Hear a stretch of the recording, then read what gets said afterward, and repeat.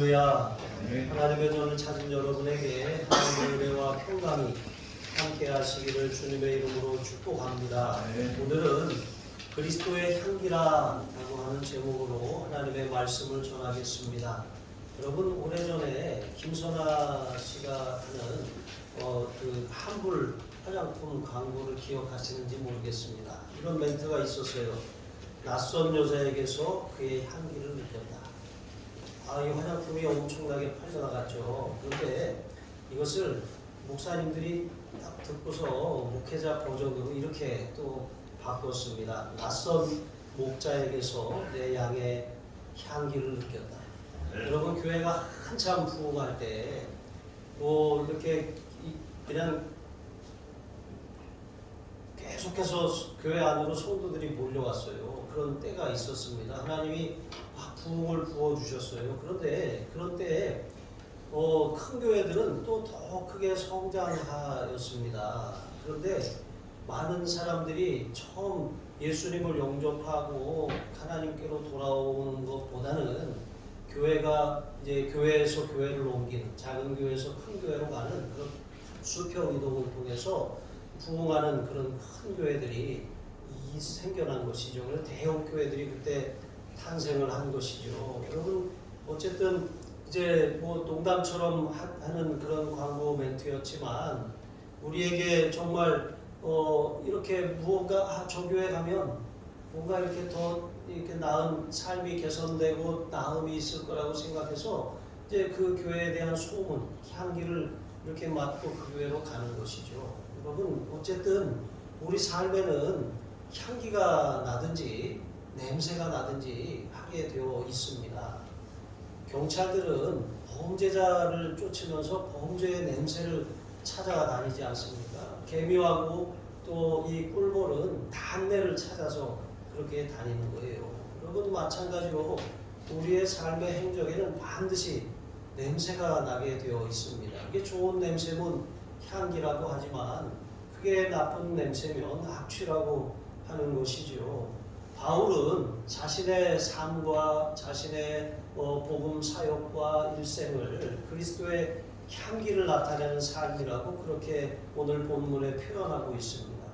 여러분, 우리의 삶에는 반드시 냄새가 나게 돼 있어요. 뭔가 냄새가 나는데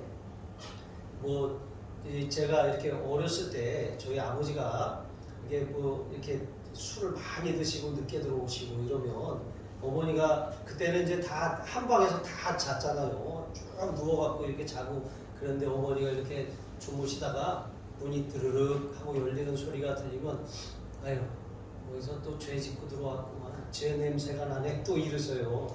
그러면은 저희가 이렇게 자다가 키득키득 웃었던 그런 기억이 납니다. 여러분, 삶에 이게 냄새가 날 수밖에 없는 것이죠.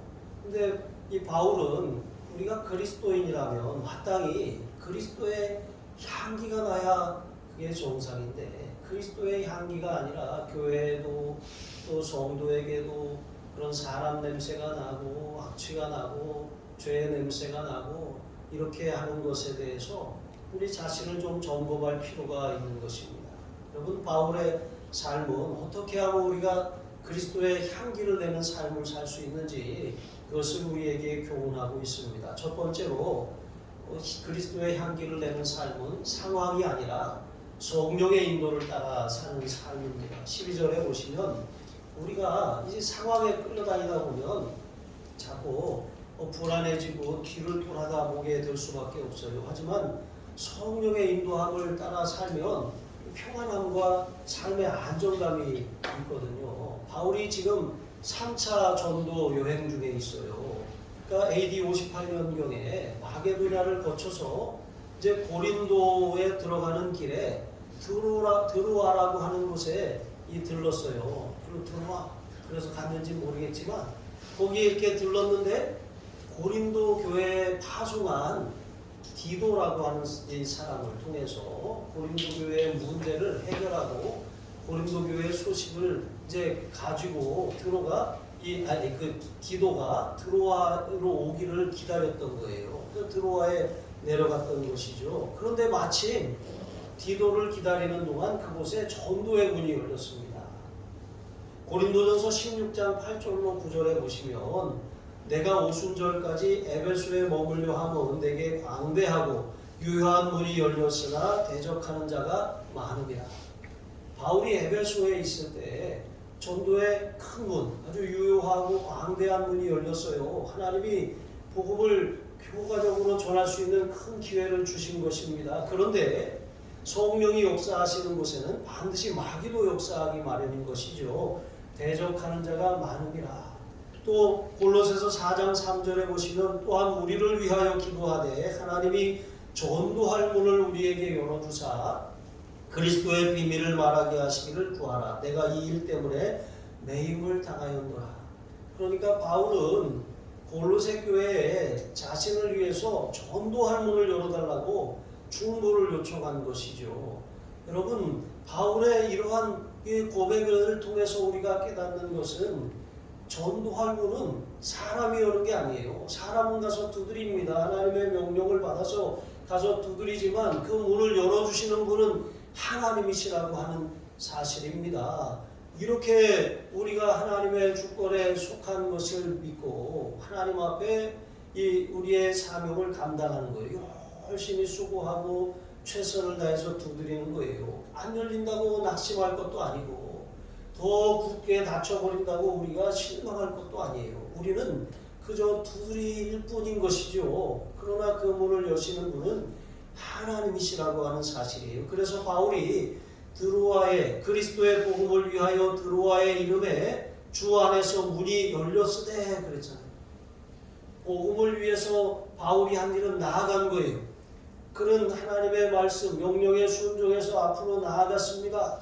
그런데 나아갔을 그때에 하나님이 드로아의 문을 열어주신 거예요. 그런데 이 문이 주 안에서 열렸다고 말하잖아요. 주 안에서 열렸다라고 하는 것은 자기가 열었다는 게 아니라 주님이 열어주셨다라고 하는 것이죠. 그러니까 우리가 주님의 일을 하다가 우리가 계획한 대로 뜻한 대로 잘 안 되면 낙심합니다.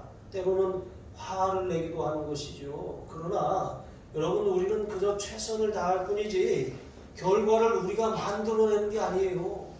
열매를 우리가 만들어내는 것이 아닙니다. 우리의 삶도 사역도 사업도 마찬가지예요. 우리는 최선을 다하고 하나님의 은혜를 구해야지.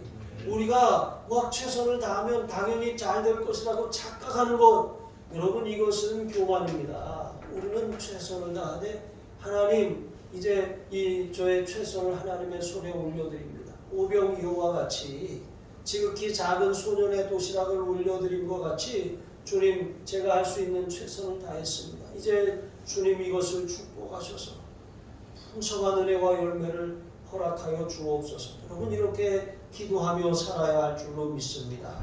2차 전도 여행 당시에 바울이 드로아에 이른 적이 있었어요. 이 드로아에 이때 갔을 때는 바울이 아시아의 복음을 전하기 위해서 이제 무시아 앞을 지나서 비두니아로 가려고 했어요. 그러니까 아시아 방향으로 가려고 했는데 예수의 영이 허락하지 아니하시는지라 그랬습니다. 그러니까 그래서 바울이 드로아로 갔는데 드로아에서 그곳에서 기다리고 있는 동안 이제 이 마게도냐 사람이 환상 중에 나타나서 건너와서 우리를 도우라라고 하는 것을 보았어요.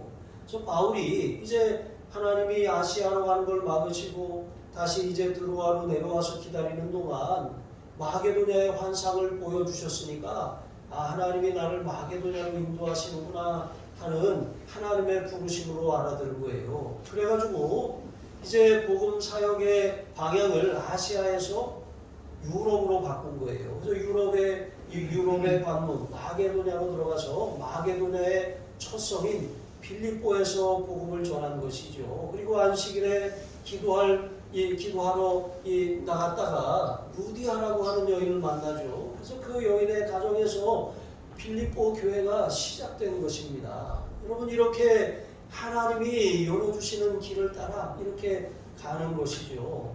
그런데 바울이 지금 이제 3차 여행을 통해서 드로아에 다시 왔잖아요. 그런데 그때와는 다르게 이번에는 하나님이 드로아에 전도의 문을 열어주신 것입니다. 그럼에도 불구하고 바울은 그 안타까움을 뒤로 한 채 드로아에서 이번에도 이제 이 마게도냐로 떠나갈 수밖에 없게 되었어요. 그것이 그 이유가 13절에 기록되어 있습니다. 바울은 눈물의 편지를 써가지고 디도 편에 고린도 교회에 보냈어요. 그리고 그 눈물의 편지를 통해서 고린도 교회 대부분의 성도들이 회개하고 다시 복음 안에 그렇게 바로 섰습니다. 그 소식을 가지고 디도가 온 것이죠. 그런데 그 소식을 받기 전까지 바울이 여기 보니까 심령이 편하지 못하였다고 기록하고 있습니다. 여러분, 심령이 편하지 못하다라고 하는 거 단지 마음이 불편한 그런 표현이 아니에요. 이것은 그 영이 불편하다는 것이거든요. 우리 사람은 여러분 영이고 혼을 가졌으며 육체 안에 살고 있는 거예요. 사람의 본질이 영입니다. 하나님은 영이시잖아요. 육은 흙으로 돌아갑니다. 그런데 이 영이 살아나야지만 우리가 하나님과 교통할 수 있는 길이 열리는 거예요. 우리의 죽을 영을 예수님께서 십자가에서 죽으심으로 우리의 옛사람이 예수님과 함께 못 박힘으로 우리의 자아가 죽고 우리의 영이 해방되는 거예요. 우리의 영이 살아나는 것입니다. 그래서 하나님과 단절되었던 관계가 회복되는 것이죠. 그래서 우리는 하나님을 아빠, 아버지라고 부를 수 있어요. 왜? 이 아들의 영, 성령께서 우리 안에 들어오셔서 우리의 죽은 영을 살리셨기 때문에 가능해진 것입니다. 여러분, 심령이 편치 못했다라고 하는 것, 그것은 이 영이 너무 고통스럽고 괴로워서 견딜 수 없었던 거예요. 고린도 교회에서 그 교회, 자신이 세운 그 교회가 분열되고 쪼개지고 나눠지고 다투고 그렇게 무너지게 생겼잖아요. 그래서 디도를 보냈습니다. 디모데도 보내고 또 디도를 보낸 거예요. 그런데 그 눈물의 편지를 보내놓고 정말 그 가슴이 찢어지는 그 아픔과 그 영혼의 그런 탄식을 가지고 기다리고 있었던 것이죠. 그런데 마게도냐로 가서 비로소 디도로부터 고린도 교회의 소식을 들으니까 이제 안심이 됐던 것입니다. 여러분, 바울이 고린도 교회를 향한 마음이 얼마나 간절하고 얼마나 이 사랑이 뜨거웠는지를 우리가 이 바울의 표현을 통해서 알 수가 있는 것입니다. 이 마게도냐는 에베소로 가기 위해서도 거쳐가야 되고 또 고린도로 가기 위해서도 거쳐가야 하는 것입니다. 그러니까 바울이 중간 지점에서 디도를 만나기 위해서 그곳으로 간 것이죠. 하루라도 빨리 디도를 만나고 싶은 마음이 있었던 것입니다. 여러분, 우리가 하나님의 뜻에 순종하려면 아주 고도의 영적인 분별력이 필요해요. 정말 우리는 눈앞에 보이는 상황, 전도의 문이 열렸잖아요. 이거 하나님이 열어주셨네 하고 바울이 드로아에 머물면서 거기서 사역을 할 수 있지만, 여러분, 한쪽에 가서 세우고 한쪽이 무너지고 또 한쪽에 가서 세우고 또 세운 게 또 무너지고 이러면 이 세우는 재미가 있겠습니까? 그렇잖아요. 고린도 교회를 세웠는데 다 무너지게 생겼어요. 드로아의 전도의 문이 열려서 교회를 세우고 싶은 마음도 있었지만 이 교회가 지금 무너지게 생겼는데 바울의 마음이 그 영이 편치 않았던 것이죠. 여러분, 그래서 우리가 눈앞에 있는 상황이 아니라 하나님의 성령의 인도함을 받아야 되는 것이, 이것이 중요한 것입니다. 때로는 성령이 아시아에서 복음을 전하지 못하도록 바울의 방향을 틀으셨던 것처럼 우리의 방향을 틀으실 때가 있어요. 때로는 우리의 눈으로 보기에 일이 다 잘 돼요. 그런데 그것을 접어야 할 때도 있는 것입니다. 우리의 육신의 생각으로는 이거 접으면 안 되는데, 이거 지금 이 물 들어올 때 노를 저어야 하는데, 우리는 이런 생각을 할 때가 있어요. 그러나 그게 욕심입니다. 아무리 지금 상황이 잘 되고 잘 풀리고 있다고 할지라도 성령의 인도를 받아야지, 우리가 이 돌아가는 상황만 보고 잘 되네 계속 갔다가 거기다 쏟아부었다가는 큰일 나는 거예요. 그래서 우리는 삶도 사역도 우리의 인생의 모든 것도 투자도 마찬가지예요. 하나님의 성령의 인도함을 받아야지 누가 이렇게 하면 성공한다더라, 잘 된다더라, 그런 말을 따라가면 안 돼요. 여러분, 하나님이 이 세상의 모든 것을 섭리하고 주관하고 계셔요. 하나님의 성령을 따라가야 하는 것이죠. 빌립보서 2장 14절에 보시면 너희 안에서 행하시는 일은 하나님이시니 자기의 기쁘신 뜻을 위하여 너희에게 소원을 두고 행하게 하시나니 말씀하셨어요. 여러분, 우리 안에서 행하시는 성령의 인도를 받아야 돼요. 성령의 내적인 음성을 듣고 성령이 우리 영 안에 주시는 그 소원을 따라가야지. 눈앞에 있는 상황, 잘 되고 있다고 그것을 따라갔다가는 큰 낭패를 피할 수가 없는 것입니다. 요한복음 16장 13절에 보시면 그러므로 그러하나 진리의 성령이 오시면 그가 너희를 모든 진리 가운데로 인도하시리니 그가 자의로 말하지 않고 오직 듣는 것을 말하시며 장래 일을 너희에게 알리시리라. 여러분, 성령은 진리 가운데로 인도하셔요. 장래 일을 우리에게 말씀하신다고 알리신다고 하셨잖아요. 우리는 한 치 앞도 못 볼 수 없어요. 그냥 누가 이 말이 맞다더라, 누가 이렇게 된다더라 하는 사람들의 예측, 사람들의 지혜를 가지고 따라가는 것입니다. 여러분, 그렇게 하다가 당하는 거예요. 우리는 성령의 인도하심 가운데 있을 때 진리를 따라 걸을 수가 있는 것이죠. 로마서 8장 26절 27절에 보시면 이와 같이 성령도 우리 연약함을 도우시나니 우리가 마땅히 빌 바를 알지 못하나 오직 성령이 말할 수 없는 탄식으로 우리를 위하여 친히 간구하시느니라. 마음을 감찰하시느니라. 성령의 생각을 아시나니 이는 성령이 하나님의 뜻대로 성도를 위하여 간구하시느니라. 여러분, 하나님의 생각을 성령이 아시네요.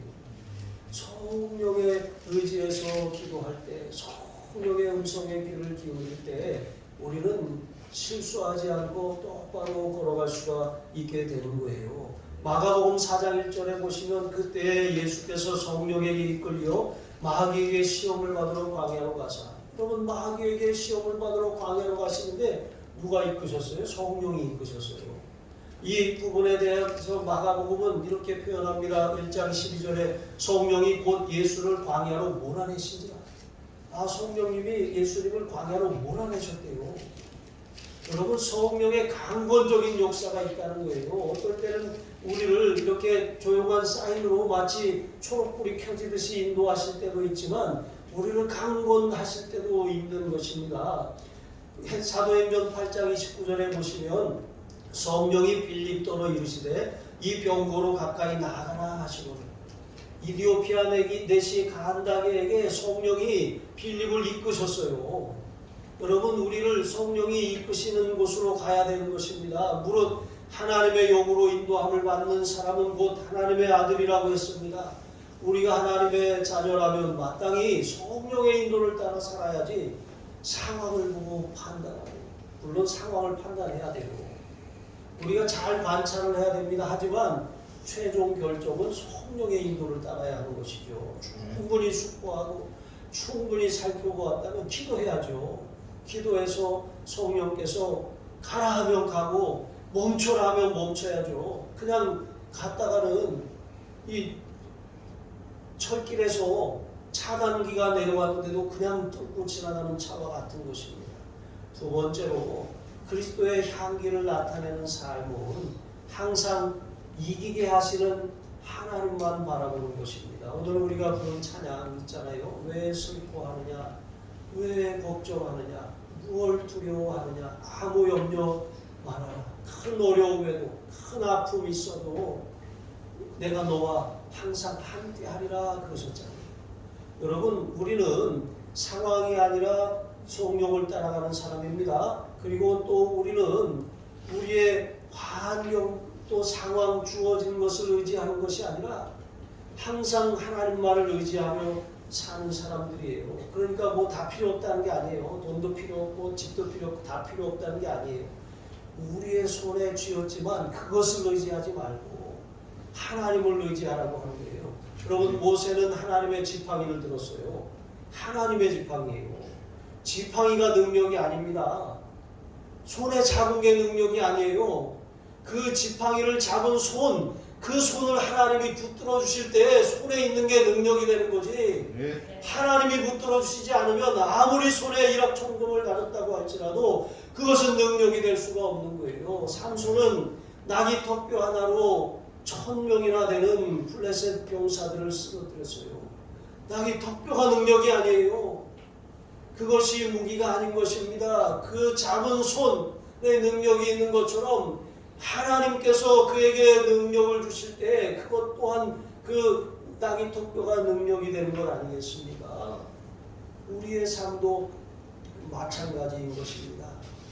우리는 보잘것없어요. 우리는 가진 것이 연약해요. 우리가 가진 것 자랑해봐야 그게 얼마나 가겠습니까? 그런데 그것 하나님의 손에 붙들리면 엄청난 능력이 나타나게 된다는 것입니다. 14절로 16절에 보시면 이제 드로아에서 만나지 못한 기도를 마게도냐에서 만났어요. 그래서 고린도 교인 대부분이 회개했다는 소식도 들었습니다. 바울은 이제 하나님께 향한 감사를 이렇게 표현합니다. 항상 우리를 그리스도 안에서 이기게 하시고 우리로 말미암아 각처에서 그리스도를 아는 냄새를 나타내시는 하나님께 감사하노라. 아멘. 여러분 항상 이기게 하시는 분이 하나님이셔요. 그리스도를 아는 냄새를 나타내게 하시는 분도 하나님이셔요. 바울의 삶도 사역도 승리로 이끄시는 분이 하나님이시라고 하는 고백입니다. 여러분 이러한 상황을 로마 군대의 개선 행진을 연상케 하는 표현입니다.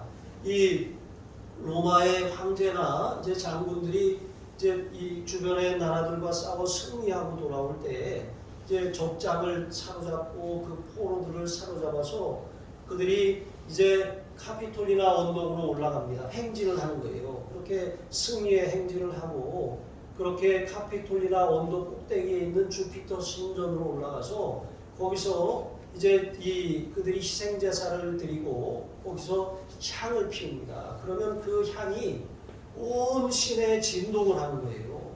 그러면 그 향내를 맡으면 로마 시민들은 그 향내를 맡는 순간 아 우리 군대가 이기고 돌아왔구나 하고 승리의 냄새, 생명의 냄새 그런 이것을 맡게 되는 것이죠. 그러나 반면 그들에게 잡혀온 그 대적의 적장과 또 그 군인들은 어떻겠습니까? 포로로 끌려왔잖아요.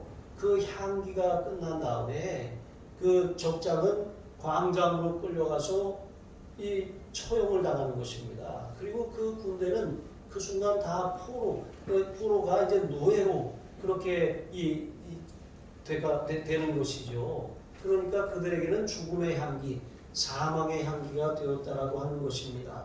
여러분 그리스도의 향기가 그와 같아요. 우리가 우리의 삶을 통해서 우리가 전하는 복음의 말을 통해서 그리스도를 전합니다. 그런데 그것을 전함을 받고서 그 사람이 우리의 살아가는 모습을 봅니다. 우리 삶에 나타나는 열매를 봅니다. 우리가 전하는 말을 복음의 말을 듣습니다. 그래서 우리가 정말 이 그리스도 안에서 바로 전했어요. 그런데 그 듣는 사람은 어떻습니까? 그것을 맡고서 그리스도께로 돌아오는 사람은 생명의 향기를 맡은 거예요. 그러나 그 향기를 맡고서도 거부하고 거절하는 사람은 사망의 향기를 맡은 거예요. 지옥의 향기, 지옥불에 그 꺼지지 않는 영원한 불의 향기를 맡은 것입니다. 그러므로 우리가 그리스도를 거부하느냐 그리스도를 영접하느냐에 따라서 영벌과 영생이 결정된다는 것이죠. 너희가 그리스도의 향기라고 말씀하고 있는 것은 우리가 상황을 따라 살지 않고 성령을 따라 살고 우리가 우리의 가진 것을 의지하지 않고 하나님만을 의지하며 살아갈 때 우리는 세상에서 진정 이기는 자가 될 뿐만 아니라 우리를 통해서 그리스도를 아는 냄새가 승리의 냄새가 퍼져나가게 되어 있다는 거예요. 그러나 우리가 영적으로 실패하면 우리가 예수 믿는 사람인데 우리의 삶의 승리의 향기가 아니라 패배의 향기가 나는 거예요. 그냥 패배주의자처럼 아무 희망도 없고 꿈도 없고 미래도 없고 비전도 없고 장래도 없고 그냥 보면 그냥 사망의 냄새가 나는 삶을 살아갈 수밖에 없는 것이죠. 그러니까 우리는 진정 승리자가 누구냐? 바울은 사실 이 고린도 교회가 무너져가는 그런 모습을 보면서 나는 실패자인가? 이런 생각이 들었을 것입니다. 그래서 디도를 만나기 전까지는 그 마음의 고통에서 영적인 괴로움에서 벗어나지 못했을 것입니다. 그러나 그 모든 상황 가운데서도 바울은 상황을 보지 않았어요. 일하시는 하나님을 보았습니다. 자기는 자기가 할 최선을 다했습니다. 그런데 이 결과적으로 디도가 가지고 온 소식을 딱 듣고 보니까 하나님이 마침내 이기게 하셨구나라고 하는 사실을 깨달은 것이지요. 여러분, 우리의 현재 상황이나 처지를 바라보면 잘 되면 우쭐해하고 교만해져요. 그러나 또 반대로 잘 안 되면 어떻습니까? 낙심하고 절망하는 것이죠. 그러나 우리가 주님을 바라보면 우리의 삶이 정말 다시 일어날 수 있는 용기가 생겨나는 것이죠. 왜 슬퍼하느냐? 왜 걱정하느냐? 무엇을 두려워하느냐? 아무 염려 말하라. 큰 어려움에도 큰 아픔이 있어도 내가 너를 지키리라 말씀하신 여러분 그 찬송가 고백처럼 우리가 주님을 바라보면 실패가 아니에요. 아직 결과가 나타나지 않았다고 해서 낙심할 것이 아닌 것입니다. 순간순간 우리는 그저 이렇게 고백할 뿐이에요. 주님을 의지합니다. 저에겐 주님이 필요합니다. 어제도 필요하고 지금도 필요하고 앞으로도 계속 주님이 필요합니다. 주 안에서 승리할 수 있고 주 안에서만 그리스도를 아는 냄새를 나타낼 수 있습니다. 이렇게 우리가 이 하나님만을 바라보고 의지할 때 상황이 어떻게 돌아가든 우리가 그것에 영향을 받지 않고 마음의 평안함을 누릴 수 있게 됨을 기억하시기 바랍니다. 주님께서는 우리가 온 땅에 그리스도의 향기를 바라는 교회가 되기 원하시고 또 여러분의 삶이 되기를 원하셔요. 삶에 실패하고 신앙에 실패하고 인생에 실패하면 여러분 실패의 냄새, 패배의 냄새밖에 안 나잖아요. 그러나 그리스도와 함께 그리스도 안에서 승리하면 승리의 냄새가 나는 거예요. 승리하는 사람들의 삶에는 사람들이 붙어요. 근데 패배하는 삶에 패배하는 언어가 있고 패배하는 그런 삶에 그런 열매들이 있으니까 그게 쓰잖아요. 그러니까 다 떠나가 버리고 마는 것입니다. 어떤 삶을 살 것인지 그것은 우리가 결정할 일입니다. 여러분에게 한번 고개를 살짝 돌려서 옆 사람에게 무슨 냄새가 나는지 맡아보세요. 그리스도의 향기가 납니까? 오늘 우리가 그 강림절 초를 밝히고 있어서 초향이 가득해서 여러분에게 아주 좋은 향, 그리스도의 향이 나는 것 같아요. 여러분 우리의 이 향이 그리스도의 향이면 우리를 아는 사람들이 어느 날 갑자기 만났는데 우리에게 이렇게 인사하는 거예요. 저는 당신을 통해서 그리스도를 만났습니다. 근데 거꾸로 저는 당신 때문에 실족했습니다. 시험 들었어요. 이렇게 하면 안 되잖아요. 여러분을 통해서 그리스도의 향기가 퍼져나고 그리스도를 만나는 일들이 나타나기를 주님의 이름으로 축복합니다. 세 번째로 그리스도의 향기가 되는 삶을 살려면 하나님 앞에서와 그리스도 안에서 말해야 돼요. 여러분 언어 생활이 참 중요합니다. 우리가 하는 말을 하나님이 듣고 계셔요. 너희 말이 내 귀에 들린 대로 내가 시행하리라 라고 말씀하셨거든요. 또 하나님께서 우리에게 약속하셨잖아요. 회복을 약속하시고 축복을 약속하시는데 에스겔서 36장 37절에 보시면 그래도 이스라엘 족속이 이와 같이 이루어 주기를 내게 구하여야 할지니라 그랬어요. 여러분 기도도 하나님께 말하는 거예요. 우리의 언어 생활이 참 중요합니다. 불평하고 원망하는 것은 하나님께 불평의 기도를 올려드리는 거예요. 썩은 냄새를 향기를 피우는 거예요. 요한계시록에 보면 기도는 이 향로에 기도의 향로에 담겨서 이제 하늘 보좌로 올려진다고 그랬잖아요. 그러니까 우리의 기도도 향내가 나는 기도가 있고 우리의 기도도 이런 아주 썩은 냄새가 나는 기도도 있다는 거예요. 거기 원망이 섞이고 불평이 섞이고 짜증이 섞이면 하나님의 고개를 돌리시는 거예요. 그런데 우리의 기도가 너희 구할 것을 감사함으로 하나님께 아뢰라 말씀하신 것처럼 우리의 기도가 하나님의 주권을 인정하고 하나님 앞에서 말하고 그리스도 안에서 말할 때 여러분 그것은 하나님 앞에 향기가 되는 거예요. 우리 언어도 마찬가지예요. 우리가 다른 사람 앞에 쉽게 하는 말들 그것이 상처가 되고 아픔이 되고 낙심이 된다면 여러분 우리는 죽이는 말을 하는 거예요. 그런데 우리가 하는 말들이 그 사람을 일으켜 세우고 위로하고 격려한다면 우리는 생명을 살리고 있는 거예요. 사람을 살리는 말을 하는 것이죠. 찬양도 마찬가지입니다. 여러분 이제 이 천사장 셋이잖아요. 셋이 있었거든요. 그 가브리엘, 미가엘, 루시퍼예요. 가브리엘은 소식을 전하는 천사장입니다. 미가엘은 하나님을 보좌 하는 군대 장관이에요. 루시퍼는 하나님을 찬양하는 역할을 맡았던 찬양단장입니다. 그런데 이 루시퍼가 굉장히 아름답고 하나님이 완전하게 지으셨거든요. 그런데 이 루시퍼가 타락해서 하나님처럼 되려고 하나님 자리로 높아졌잖아요. 그래서 결국 하늘에서 쫓겨나게 되어 있습니다. 여러분 우리가 하나님 앞에 하늘의 천사장 찬양을 하던 천사장이 쫓겨났으니까 여러분 하나님께서는 그리스도를 통해서 우리 성도들의 그런 찬양을 기뻐 받으시는 거예요. 우리가 천사들처럼 하나님 앞에 찬양을 올려드릴 때 하나님이 임재하시고 역사하는 거예요. 찬송이 그만큼 중요하다는 것입니다. 찬송할 때 지옥문이 떨리고 마귀 권세가 떠나가는 거예요. 찬송이 얼마나 엄청난 능력이 있는데 마귀도 알아요. 마귀도 알기 때문에 자기도 찬송하는 찬양대장인데 타락했잖아요. 그래가지고 교회마다 여러분 시험에 들게 하고 문제를 일으키는 그 가장 큰 원인이 바로 찬양대를 공격하는 거예요.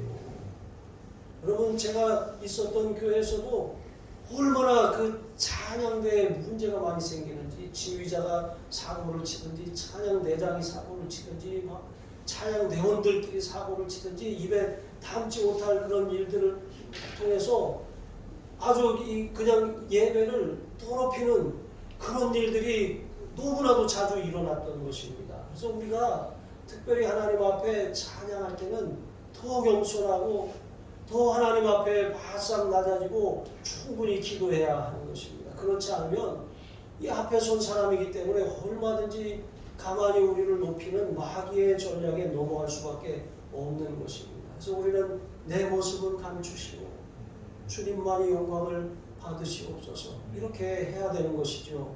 자, 이렇게 찬양도 언어입니다. 말도 언어입니다. 기도도 언어예요. 그런데 이 언어를 하나님 앞에서 하고 그리스도 안에서 말할 때 여러분 놀라운 역사가 일어나는 것이죠. 그런데 바울의 대적들을 보니까 여기 17절에 보니까 그들의 심각한 우리가 무엇입니까? 그들은 하나님의 말씀을 혼잡하게 했다 그랬어요. 혼잡하게 했다라고 하는 것. 이것은 본래 이제 행상인이 이제 광주리에다가 과일을 잔뜩 담아갖고 머리에 이어서 팔고 다니는데 거기에 이제 위에는 좋은 걸 놓고 밑에는 이제 좋지 않은 걸 놔두는 거예요. 그래가지고 섞어서 이렇게 파는 것이죠. 이렇게 하는 데서 유래한 표현이에요. 또 소크라테스는 많이 팔려고 또 그것이 사는 사람에게 유익한지 해로운지 상관이 없이 그것을 가대손전해서 꼭 사게 만드는 이제 그런 이 사람을 일컫는 표현으로 이 혼잡하게 하다라고 하는 것을 사용했습니다. 여러분 이처럼 이단들의 특징이 무엇인지 아십니까? 이단은 달을 이자에다가 끝단 자를 쓰잖아요.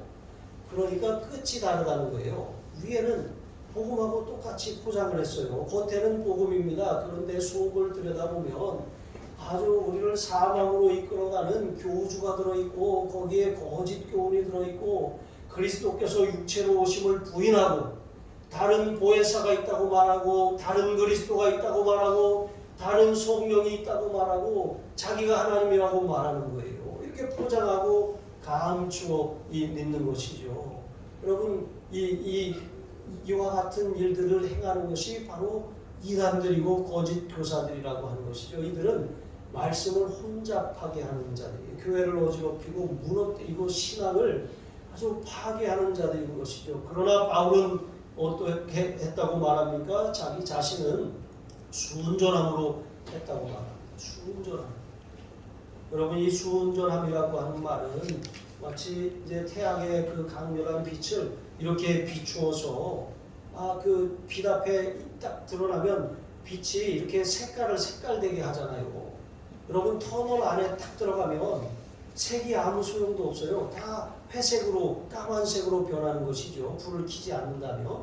그런데 우리가 터널을 딱 통과해서 나오는 순간 우리 본래의 색깔이 그 색깔로서 이렇게 이 부각을 나타내는 것입니다. 마찬가지로 이렇게 순전함으로 전했다는 것은 하나님 앞에 또 그리스도 안에서 어떤 사사로운 욕심이나 그런 그런 사사로운 이득을 취하기 위해서 복음을 전하지 않았다고 말하는 거예요. 자신은 완전하신 하나님으로부터 온 복음을 그대로 증거했다라고 말하는 것입니다. 이것이 순전함으로와 이렇게 혼잡하게 하는 것에 이런 분명한 차이인 것입니다. 고린도전서 4장 19절로 20절에 보시면 고린도 교회의 첫 번째 보낸 편지에 바울이 이렇게 기록합니다.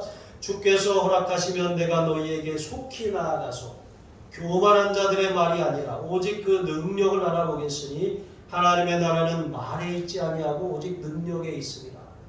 여러분 교만한 말, 치장하는 말, 화려한 말 거기에 능력이 있는 것이 아닙니다. 그런 혼잡하게 하는 말, 섞인 말, 이 겉과 속이 다른 말, 끝이 그렇게 본색을 드러내는 말, 이런 말들은 이것은 순전한 말이 아닌 것입니다. 또 말 끝에 가시가 있는 말, 상처를 주는 말, 미움이 묻어나오는 말, 탓하고 원망하는 말, 여러분 이러한 말들은 혼잡하게 하는 말이에요. 그러나 우리가 이 축복의 말, 은혜의 말, 격려하는 말, 위로하는 말, 세워주는 말, 여러분 그런 말들은 살리는 말이에요. 하나님 앞에 감사의 찬양을 올려드리시기 바랍니다. 하나님께 원망과 불평을 그치시기 바랍니다. 하나님께 감사의 기도를 올려드리시기 바랍니다. 불평과 짜증의 기도를 그치시기 바랍니다. 하나님 앞에서 우리의 언어가 아름다운 말들, 덕을 끼치는 말, 은혜로운 말들이 되시기를 바랍니다. 하나님이 들으셔요. 여러분 반사 아시죠? 반사. 이렇게 막 이렇게 쏟아부어도 그냥 거기에 대응하지 않고 반사 하면 도로 보내는 거잖아요. 아이들 장난 이렇게 하는 것처럼. 여러분 우리가 이 다른 사람이 우리를 저주하면 하나님이 막아주셔요. 근데 우리가 다른 사람을 축복했는데 그 축복이 그에게 합당하지 않으면 그 축복이 반사되어 우리에게 오는 거예요. 마찬가지로 우리가 저주를 퍼부으면 그게 반사돼서 우리에게 온다고 생각해 보세요.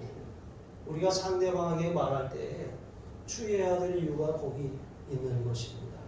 여러분 우리의 언어가 그리스도 안에서 하나님 앞에서 행해지는 언어가 되어서 여러분이 말한 그대로 하나님이 열매 맺게 하시는 그런 놀라운 축복을 누리시기를 바랍니다. 기도하시겠습니다.